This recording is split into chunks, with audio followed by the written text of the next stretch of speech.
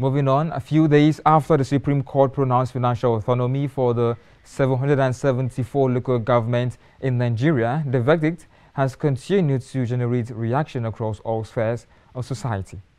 Our staff reporter Temitope Adedeji, who went round the city of Akure, the Yondo state capital, to sort the opinion of the people on the matter, now reports. Few days ago, the Supreme Court of Nigeria gave a verdict that the 774 local governments in the country have been granted financial autonomy, meaning that their allocations will be directly given to them without the interference of the states. In view of this, Nigerians have been reacting based on the verdict and the likely improvement the development will bring to the people at the grassroots. A lawyer and political analyst, Barrister Yemi Adetoyibo, gave his input and said the action of the Supreme Court was a good development. Definitely.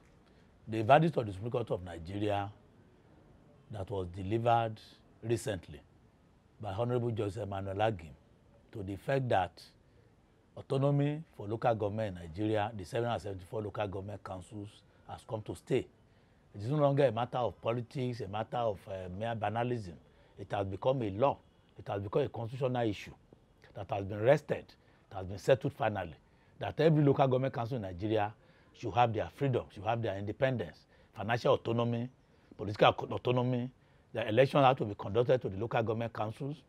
Any local government that does not have an elected chairman, councillors, and other functionaries cannot access funds meant for each local government from the federation accounts, from the Revenue Mobilization Allocation and Fiscal Commission that disburses money every month to all local government and states and federal. The sharing arrangement between the federal government, state government, and local government has come to stay. Local government with 20% collect their money directly. The state government having 30% collect their money directly.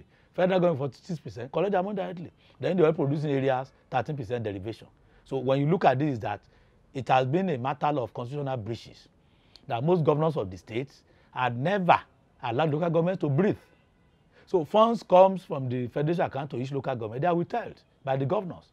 So the governor has to sit down the chairmen who are equally handpicked to say that, look, this is what you can do. You have to build a secretariat, you have to do drainage, you have to do pipeline water, you have to ensure that maternity centers are in so-so place and others. It should not be a matter of business as usual anymore. The Supreme Court is a policy court. Constitutional matters between the federal government and state government are only settled by the Supreme Court. It becomes a court of first instance. So there's no appeal that flows from Supreme Court to anywhere. It's a court of finality. So this is not a matter of state high court or federal high court that goes to court of appeal before going to Supreme Court. This matter came to the Supreme Court. The originating motion or processes filed by the Attorney General of the Federation, Lateef Fagbemi, Advocate of Nigeria, to defend that all the state governors, being defendants or respondents, they filed their response brief and they lost, including the FCT Abuja. So it means that as at now, financial autonomy, you have to access your funds directly from the federation account. Secondly, all the 774 local government councils in Nigeria has to have elected, democratically elected officials, chairman of the local government, then councillors. So it means that if you are a chairman in a local government, your funds from federal at the end of the month comes directly. And you'll be able to present budgets to the legislature. The legislature of the local government are the councillors. They have speaker, they have leader, majority leader. It is depending on the party that dominates the council. So, and you have members who are honorable members. So there are a lot of things in the House of Assembly and National Assembly. They debate the budget and they are approved. So it's not a matter whereby somebody, a chairman, has to put everything on like empty chair and take over. It's a matter of democratic issues. Then you make allocations. Traditional rulers are under the local government. Their salaries are deducted directly when it comes. They are paid. Nurses, primary school teachers, the counterpart funding from federal government and state government has come to an end now. So directly, local government chairman collects the fund and distributes. He allocates and appropriates. That's what the governor does. So the local government are no longer under the control of the state governments.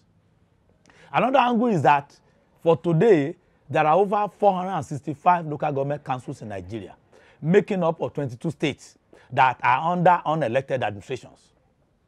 We have about less than 300 local government councils out of the 774 that had elected officials. So it means that 15 states of the federation only complied, only 15 states that had elected councils. So Ondo State now, our own state here, is unelected council. Rivers State that joined recently by Governor Osemila Fubara that defied the law and inaugurated the caretaker committees. So whether you call it transfer committee or caretaker committees or sole administrator, whatever is the name, they are unelected officials. So what we could become there is that any state within 7 days of that judgment, there are sanctions that latches and acquaintances. If you don't dissolve, you can't access local government, that local government. In that state, all local government will not be able to access the federal fund. That's federal allocation. So it means that they will have zero allocation. Another Nigerian, Victor Adegbegbe, also added his voice that the autonomy will bring a massive development to the grassroots. Yes. Local government, because we have 3 tiers of government: federal, state, and local government.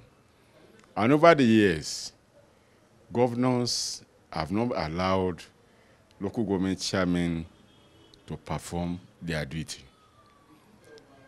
Regardless of what is happening in Nigeria, with what is happening now, with that Supreme Court verdict, local government will have the autonomy and development will come into the grassroots. Because when allocation comes to them, they don't need to wait for a governor to give them money to develop their local government. So when money comes to them, it is the local government chairman that will know how to spend the money and develop their people.